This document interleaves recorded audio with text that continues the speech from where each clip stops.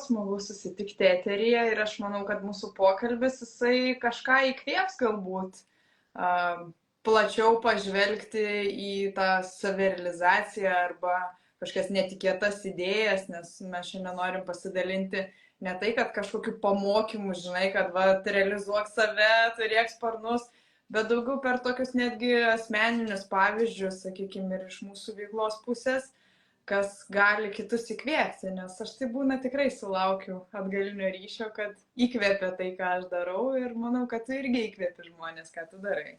Ir tu mane įkvėpi ir aš gaunu irgi, tai čia visiškai taip.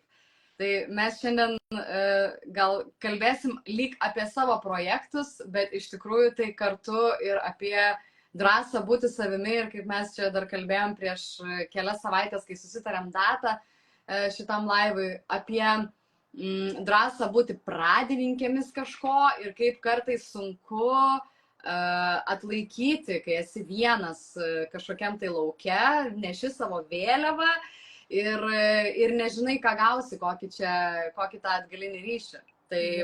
Arba žmonės įsivaizduoja, kad jeigu tu kažką tai veiki ir daug tave mato internete, tai va čia sėkmingas žmogus esi vadinasi ir niekada nesulaukia kritikos. Visi sulaukia kritikos ir su tuo reikia išmokti tvarkytis, ypač kada jinai nekonstruktyvi, aš turiu omeny, kada žinai žmonės, kurie nesupranta apie ką čia ir kažką bando komentuoti negatyviai, tai tos dalykus irgi mes paliesim, kad irgi mūsų žiūrovai suvoktų, kad ne viskas yra tik tai gėlytės, bet kurioj srity.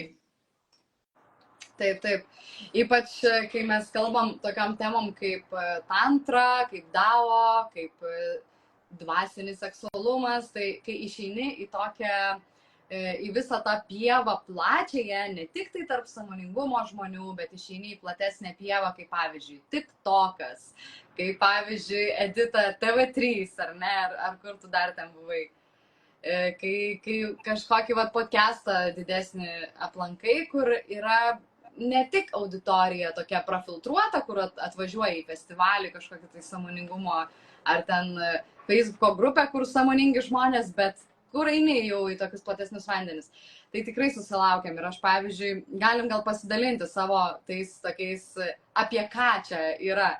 Tai pavyzdžiui, kai aš einu kalbėti apie joni masažo mokymus online arba lingam masažo mokymus online, tai atrodo gal, taip, aš labai gaunu daug gerų atsiliepimų, kad kaip ačiū, kad tai darai ir visa kita, ir tai mane laiko labai stipriai įkvepia daryti toliau.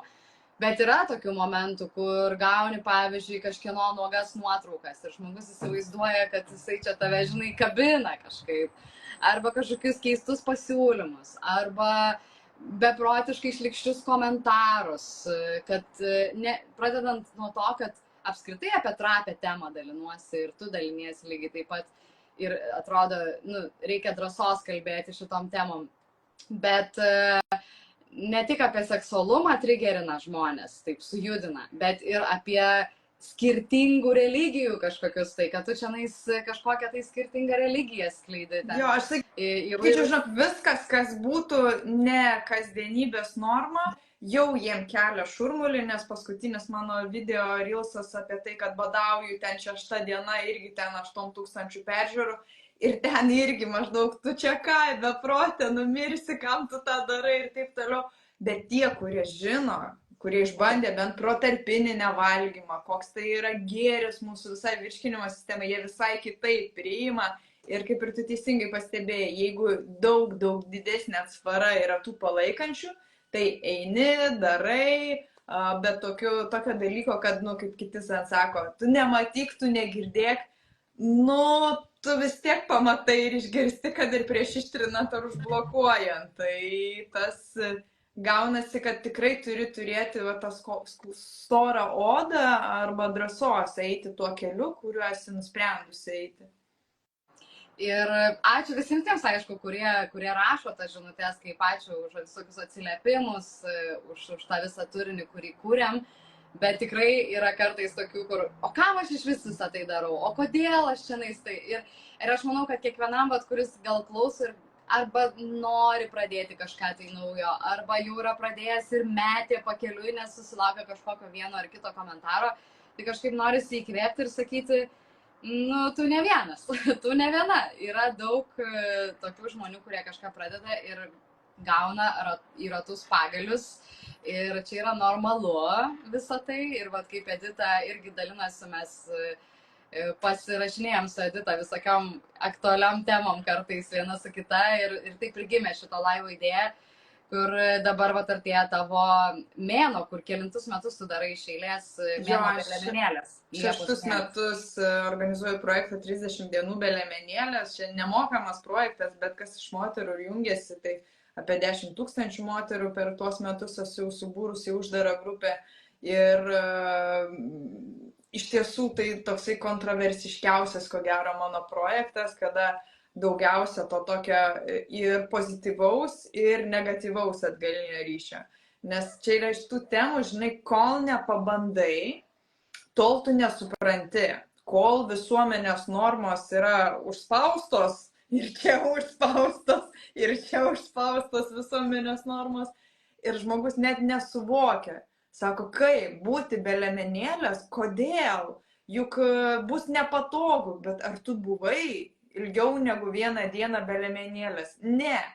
Tai kaip tu gali sakyti, kad nepatogu, nes jeigu tuo momentu nepatogu, galbūt tau reikia adaptacijos, galbūt savaitės, 2, dažniausiai taip ir būna. Ir po mėnesio sako, žinok, aš nenoriu grįžti prie liemenėlės. Arba aš į viešą erdvę, sako, dėsiuos liemenėlę, bet kažkokia, kuri jau nebespaudžianti, aš tik dabar pradėjau jaust, kad jis spaudė ir tas suvokimas ateina, bet tas pirminis, ne, ypač su didelė krūtinė, kaip čia, žinai, ir epitetai apie moters krūtinę, o Jėzus Marija, ko tenai prirašo, žinai, kokia jinai ten negraži ir taip toliau.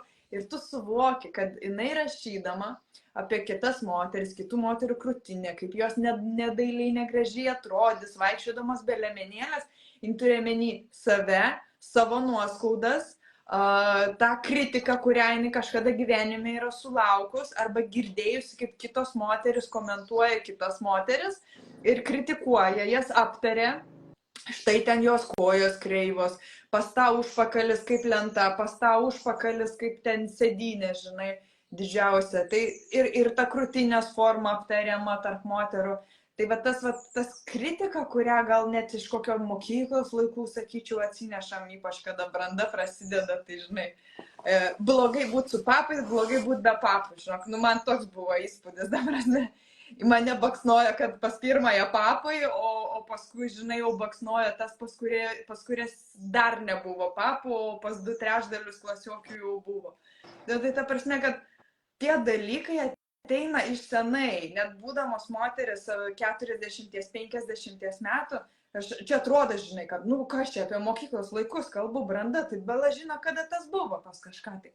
Bet realiai, jeigu atsisukus ir tai, ką aš dabar pasakiau, aš manau, kad visi pereidavo tą dalyką, kad tai čia, žinai, negerai, kad tu pirmiau bręsti, arba negeriau, kad tu vėliau bręsti, turi būti kažkoks tai viduriukas. Bet mes tai kiekvienas esam unikalus. Ir unikali, ir graži moters krūtų forma, ir apvalesnė, ir trikampukai labiau, ir didesnė, ir mažesnė, jinai turi tą savo grožį ir žavesi. Dažna bėda būna, kad jos apsirengia nesąmonė kažkokia tai visiškai, kuri netinka pagal jos figūrą.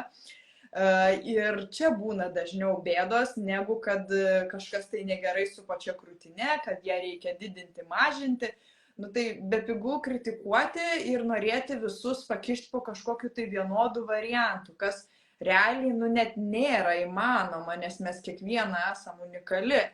Ir aš apie tai kalbu metai iš metų ir vis pagalvoju, gal jau išsisėmė, gal jau visi apie tai girdėjo, gal jau nebereikia apie tai kalbėti, nes, ir tų mano video būdavo peržiūrų, ten 200-300 tūkstančių peržiūrų, kur apie šitą projektą komunikuoju ir per LNK, ir per TV3 rodė, ir rytoj su žurnalistai irgi kalbu, interviu iš manęs ims, bet ten raštų straipsnis bus.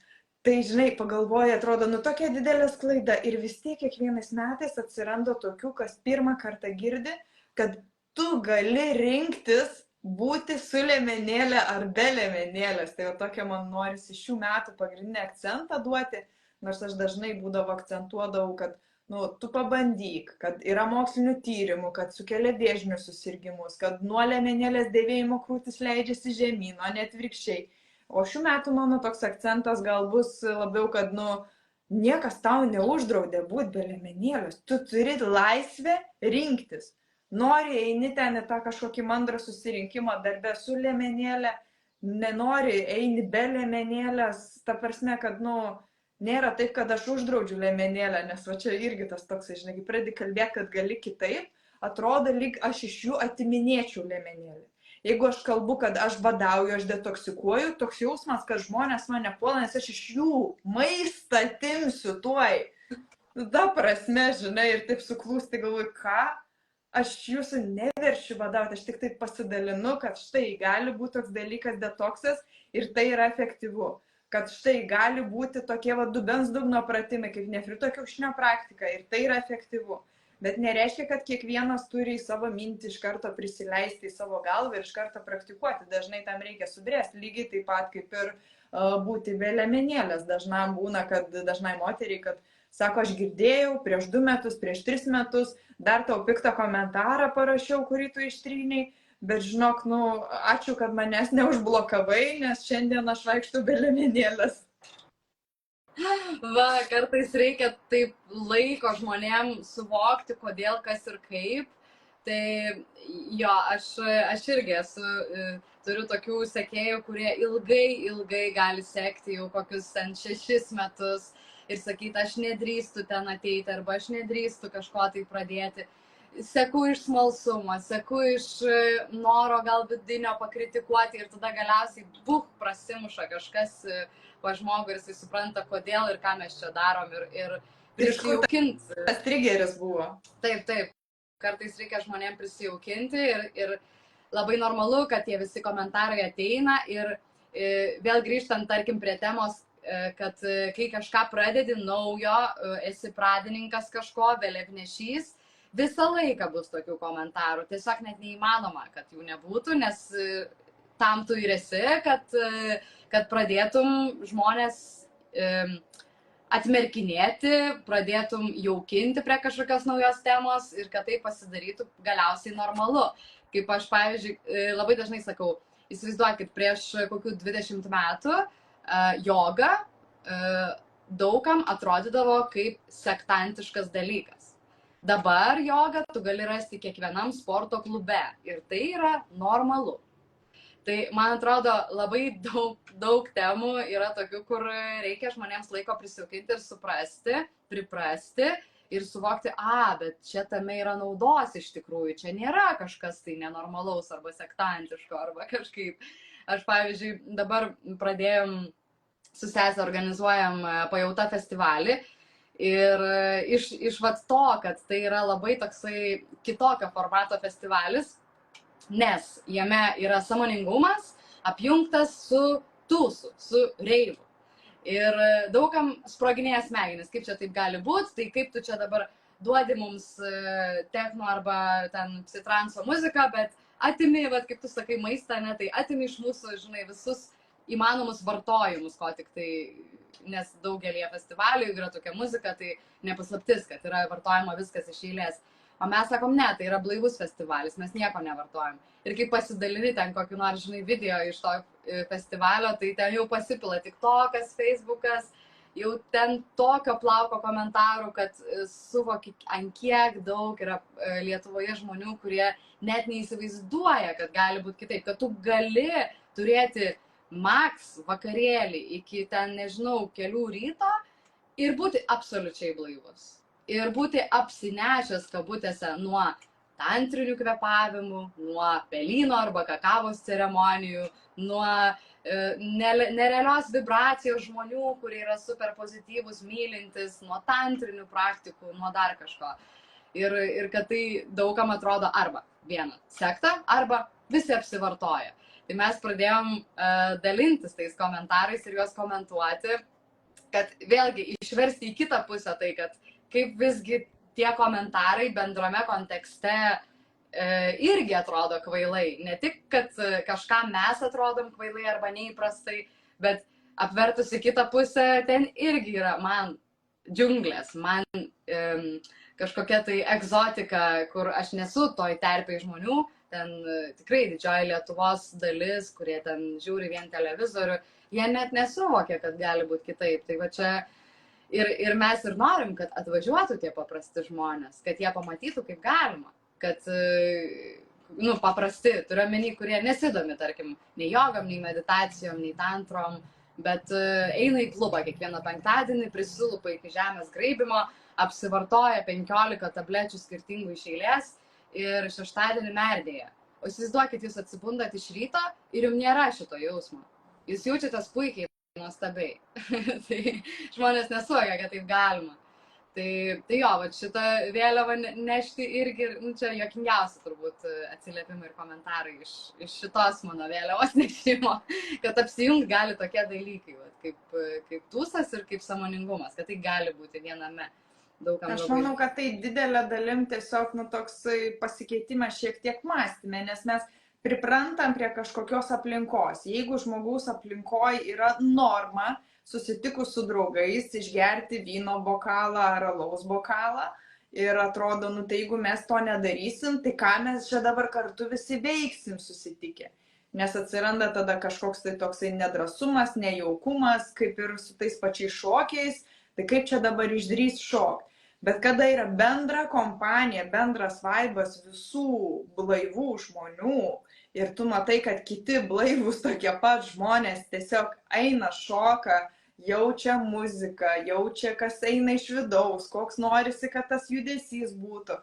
Tada ir pats žmogus įsidrasina, kad nesvarbu kaip atrodysi, nesvarbu kokius judesius darysi, kad gali jausti tą net fainą tokią kūnę vibraciją nuo tų judesių, ką tu darai, ir tai bus daug geresnis toksai lengvas neapsinešimas, bet tokia smagus, malonus pojūtis kūne, kaip ir mankštas darant, kaip ir jogą darant, medituojant, tantrinės praktikos, ateina toks lengvas kaip svaiguliukas kūne, todėl kad mes keičiasi mūsų kvėpavimas, mes energiją nukreipiam, kad ji labiau judėtų mūsų kūne, o šokyje tai mes tiesiog intuityviai judam ir ta energija, jinai labai gerai juda, nes aš šitą savaitgalį kaip tik turėjau tos tokius intuityvius šokius, sudalyvavau tokiam renginyje, kur tai buvo ir tai labai jaučiasi, žinai, kad ta energija jį pradeda vėlgi kitaip judėti mūsų kūne, negu darant kažkokius tai specifinius pratimus, o judi intuityviai, tai labai labai faina. Svarbu muzika, jeigu patinka arba tiesiog tuo metu veža, puikiai. Vidinė laisvė atsiranda, apie ką mes šiandien ir kalbam, kad nuo tokių mažų dalykų ta vidinė laisvė pradeda atsispindėti ir kitose gyvenimo srityse. Pavyzdžiui, dabar vėl apie tą liemenėlės. Tai aš turbūt būdavo, kad aš ten namie nenešioju, norisi grįžti, norisi nusiimti, žinai, nes nepatogu tiesiog. Bet atrodydavo lyg nenormalu, nes, eisi kažkur į viešumą, matysis, kažkas persišvies ar panašiai. Tada nuvažiavau į Rainbow Gathering, kur visi ne tai, kad liemenėlės nenešioja, bet apskritai ir nuogi gali eiti ir tiems tai yra normalu visiškai. Tada kažkaip po šito suvažiavimo, ar ten antro, trečio tokio pat, aš supratau, kad aš net negaliu eiti maudytis į bendrus pliažus, kur man spaudžia maudimukas. Kad aš pradėjau ieškoti, kur yra tos erdvės, kur aš galiu būti be. Mes dabar čia kalbam apie gal kraštutinį atvejį. Tavo projektas be liemenėlės, mėnuo be liemenėlės nėra apie tai. Jis yra apie tai, kad tu gali būti po rūbais, nesirengti liemenėlės ir jaustis vis tiek gerai. Kaip pavyzdžiui, aš šiandien aš turėjau nuvažiuoti į Teliją, pasistvarkyti ten internetą ir aš žinau, kad aš eisiu į prekybos centrą ir aš negaliu eiti su persišviečiančiu, žinai, kažkuom. Tai aš užsidėjau vieną maikę, ir ant viršaus tokius kabaluoklius. Jeigu jau man ir išlys kažkoks iš po maikutės spenelės, tai ant viršaus kabaluokliai, tokie, žinai, ir tikrai nesimatys. Tai galima prisitaikyti tuos drabužius ir nebūtinai čia, aš pradėjau kalbėti apie apskritai nuogumą, bet apie tiesiog patogumą kalbant. Ir vat nuvažiavus į tą Rainbow Gathering aš pradėjau nebedėvėti liemenėlės, bet daugam dar tada buvo nelabai. Tada aš pamačiau, kad tu darai šitą projektą. Ir aš supratau, o geras, kaip gerai, dabar vis daugiau moterų eis šito keliu ir dabar bus galima atrasti vis daugiau būdų, kaip galima tą daryti ir kad to žmonės net nepastebėtų. Nes aš esu susidūrus, kur užkliuvo žmonėms. Aš esu susidūrus, pavyzdžiui, aš dirbu su raudonom nosim gydytojai klounai, ar ne, aš einu pas vaikus, aš negaliu paaugliams persišviesti kažkaip, aš turiu rasti būdus, kaip paslėpti tai, kad užsidėti kažkokią braletę arba maikutę po apačią, tada sluoksniais kažkaip dėtis. Bet aš nenoriu dėtis liemenėlės, nes man jinai yra nepatogi. Tai tenka prisitaikyti. Arba kažkokia tai oficialesnė aplinka, kur esu gavus komentarų iš tikrųjų, kad persišviečia kažkas, tai kad neturi tai būti, žinai, ir panašiai, ten verslo aplinkoje. Ir tada susimašiau, gerai, gal aš čia per laisvai jau įsijaučiau. Tada atsirado šitas tavo projektas ir supratau, kad galima iš tikrųjų pasislėpti ir nebūtina kažkaip iššaukiančiai atrodyti. Kartais gal aš mėgstu atrodyti iššaukiančiai, bet kartais yra vietos, kur tam ne vieta tiesiog. Ir tu tikrai užkliūsi kažką, tai sujudinsi, patrigerinsi, kad kažkas čia ne taip, ne ten dėmesys kryps ar panašiai. Tai tikrai yra tų būdų nedėvėti. Ir aš tai, tuos visus 8 metus ir nedėviu turbūt. Ir ypač kai tavo projektas atsirado, tai aš net dar drąsiau iš vis net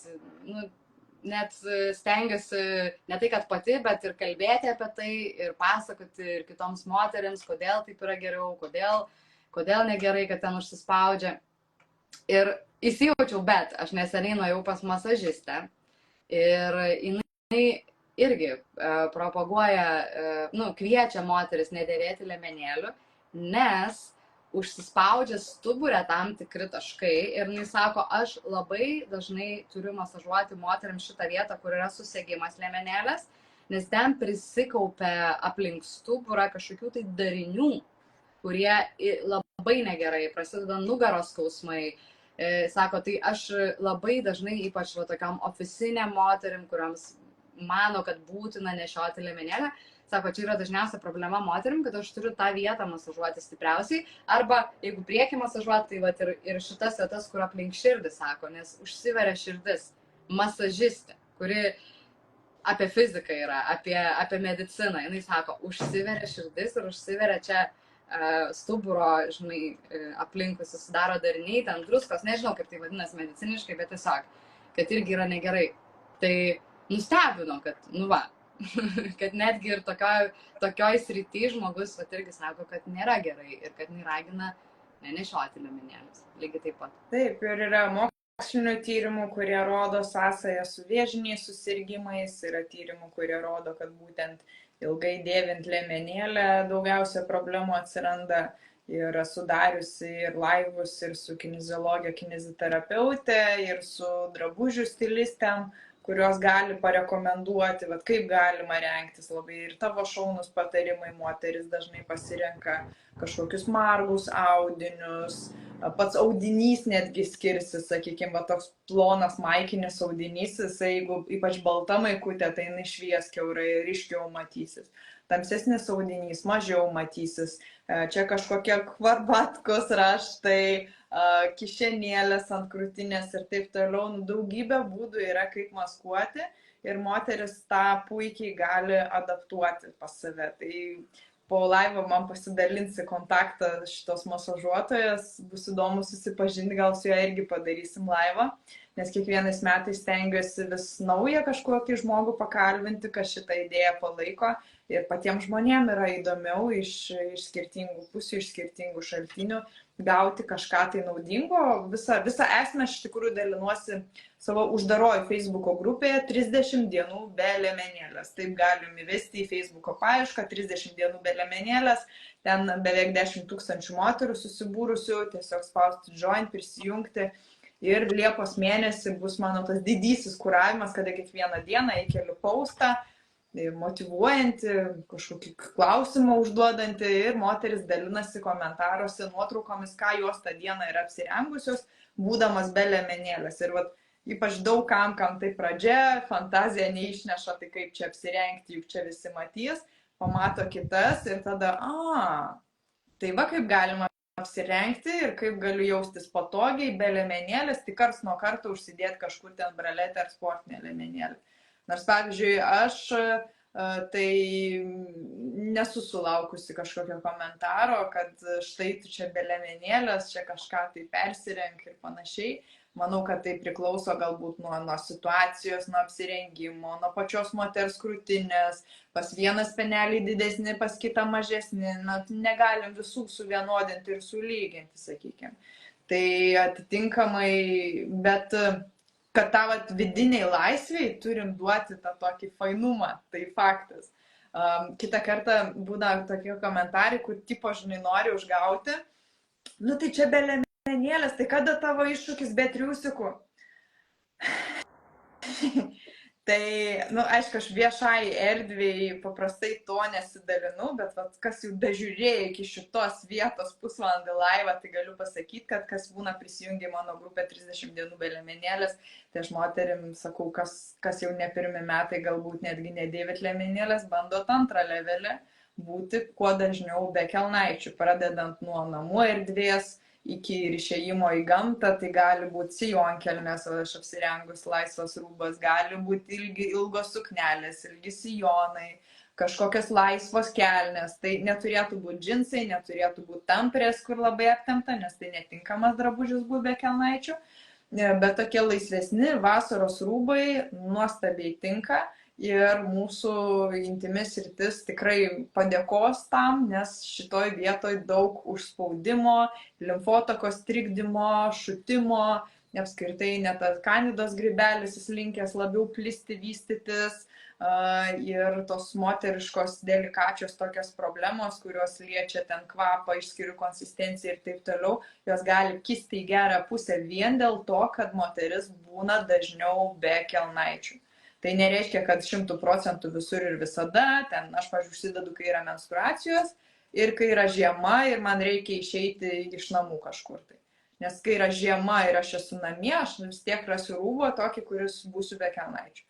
Jeigu man reikia išeiti lauką, tai logiška, tai yra dėl šilumos, aš ir užsidėsiu savo mėgstamą variantą, kur aš kelnaitės pati pasisiuvau šortukų tipą, kad tiesiog jausčiausi nesuvaržyta, tiesiog iš bet kurių pusių. Tai tiesiog noriu įkvėpti, pasidalinti, kad ta laisvė, jinai gali būti be suvaržymo krūtinės, be kelnaičių. Tai galit išjausti, kaip jūs norit judėti kažkokiam šokyje, ką tu dalinaisi.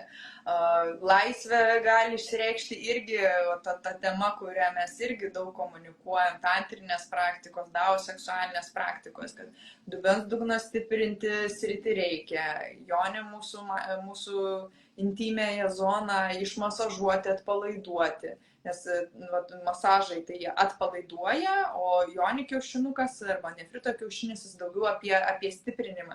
Bet kad būtų balansas, labai gerai yra daryti ir vieną, ir kitą, kad nesusidarytų kūne įtampų. Ir tos įtampos net ir gimdžiusi, pavyzdžiui, moteris sako, tai ir taip viskas pas mane atsipalaidavė, kokias ten įtampos, ką ten masažuoti. Tai vat ir įsijungia ta nejautra kūne, kadangi tai yra irgi stresas moteriai gimdymas, tai jinai išsimasažavusi irgi gali pradėti jausti daugiau jautrumo, stiprinti savo kūną, stiprinti savo dubens sritį. Tai vat tos temos, krūtinė, intimi zona ar kažkokia laisvė išreikšti save, jos visada tokios, žinai, yra, kur žmonės, tu čia ką? Juk čia tabu, juk čia apie tai negalima kalbėti, sekso nėra, bet taip, mes ne Sovietų sąjungoje, mes Europos valstybė, sparčiai, stipriai europėjanti. Vyresnės kartos atstovam, jiem vis dar būna dažnai tabu kalbėti ir apie intimę sritį, ir be liemenėlės būti tabu, kas yra visiška norma vakarų valstybėse. Ir šokti be alkoholio irgi kaip ir nenormalu, ypač vyresnės kartos atstovam, nes nu, tai taip visada ir būdavo pas juos, sakykime. Bet ta naujoji karta, aš manau, kad daug kas keisis, pradedant nuo mąstymo, kad mes daugiau taiko meditatyvės technikas negu kažkokias tai priemonės, tabletę išgersi ir čia dabar tavo nuotaika pagerės. Netame būna iš tikrųjų šaknis ir dažnai daug atsakymų galima rasti savyje, net ir per tokį mažytį pokytį. Aš turiu omeny, kad man iš pradžių atrodė, aš tiesiog dėl sveikatingumo moteris skatinu būti dažniau be liemenėlės, bet kai man pradėjo pasakot, kad sako, mano pradėjo keistis vien nuo to, kad pradėjau nebedėvėti liemenėlės santykių su partneriu, aš kitaip pradėjau žiūrėti savo moterišką kūną, aš pradėjau labiau save mylėti, man būna toksai, wow, kaip fainai, kaip maži dalykai gali įkvėpti. Ir labai tikėtina, kad iš po šito mūsų laivo jūs irgi kažką tai išsinešit tokio, kas, žinai, liks ir paskui pabiški tai plėsis ir vis daugiau tos vidinės laisvės, kad ir nuo namų erdvės, tarp draugų, tarp draugių kažko tai tokio atsiras, juk po žingsnelį, po truputėlį. Taip. Ir aš dabar dar prisiminiau vieną dalyką ir pasinaudodama progą, kad mes kartu darom laivą, noriu pasakyti savo. Aš dažnai gaunu klausimą, tai ar galima jonį masažą daryti savo, nes tu pakalbėjai apie atsipalaidavimą, kad tai atpalaiduoja ir čia dabar neišsiplėsim šitoj temoj, čia yra tiek tu, tiek aš daug apie tai kalbam savo Instagramo profiliuose ir stovyklose ir visur, bet nuo malonumo iki atsipalaidavimo, iki atpalaidavimo raumenų, jeigu ten su Joni Egg, su nefrito kiaušiniu praktikuojas ir panašiai, ir manęs klausia, ar galima jonį masažą ne kad man kažkas darytų, bet kad aš pati savo. Tai aš vis laiką sakau, kad taip, bet tam geriau yra priemonę turėti.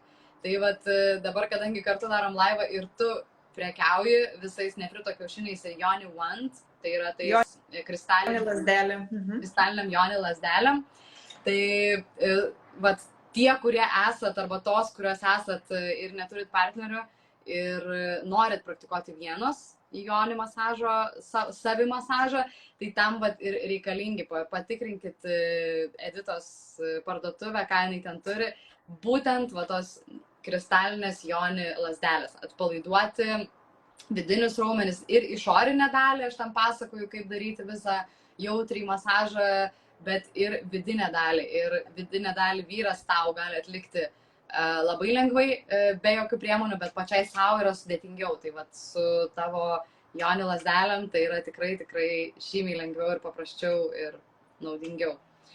Tai jo, kalbėjimas tokiam temom, man tai jau tapo įprasta, bet neįprasta kiekvienam, kuris naujai mus atranda. Tai man faina, kad gal mano sekėjai atras į tave iš naujo, nors mes jau daug laivų kartu esam dariusios, bet daug naujos rauto atsiranda, tų naujų žmonių, tai seniai darėm, tikrai labai seniai, turbūt porą metų nekalbėjom viešai erdvėj.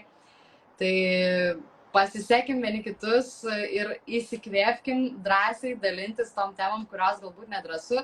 Galbūt tavo tema, kurią tu nori dalintis, klausytoja ar klausytojų, yra visai ne apie intimumą ir visai ne apie ten kokį nors be narkotikų šokį arba visai, kažkas visiškai kitko, bet naujas dalykas. Naujas, Lietuvoje nematytas dalykas ir galvoji, kaip čia bus, paeis ar nepaeis, gausiu kažkokį čia blogą komentarą už tai, ar kažkas tai mane čia įžeis, ar kažkaip nedrąsu pradėti, ar ten į kamerą išeiti, Instagrame kažką pradėti skleisti, ar TikTok'e, ar kažkur. Tai žinokit, bus tų komentarų, durnų, bus kažkokio tai nepalaikymo, bet tos palaikymo žinutės ir tas atgalinis ryšys, kuris visgi neša vertę žmogų ir jis nori tau už tai padėkoti, visada atsvers visą tą šūdo krūvą, kurią tu gauni. Tiesiog. Tai jeigu jauti, kad tu nori kažką pradėti, nori dalintis, nedrąsu, pradėjai ir metėjai, aš tai raginu sugrįžti, jeigu tai yra tau svarbu ir tu jauti, kad nori kažkaip skleisti savo vėliavą, nešti savo tiesą, išsakyti viešai ir jauti, kad kažkaip būsi nepriimtas ir kažkas čia atrodys kažkam kvailai, tai metam šitus visus šarvus nuo savęs ir būnam vėliavnešiai. Aš tai kažkaip palaikau kiekvieną, būkim tais vėliavnešiais. Super. Aš irgi labai palaikau ir kviečiu pasiekti mus abi, jeigu kažkurios dar nesekat.